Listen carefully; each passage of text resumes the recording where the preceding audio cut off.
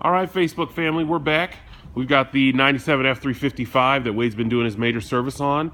And as I promised, I wanted to make sure you guys got to see it when it was ready to go, ready to start up. So we're going to let Wade take it away, get it started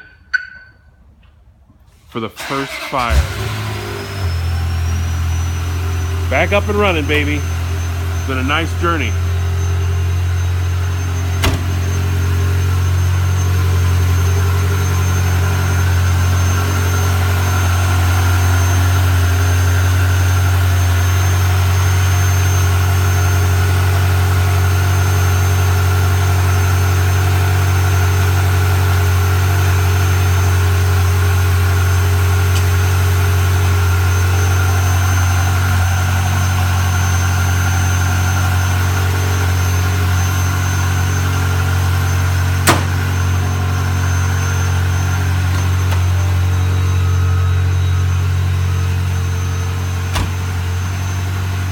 Wade Williams taking it out of the shop for the first time.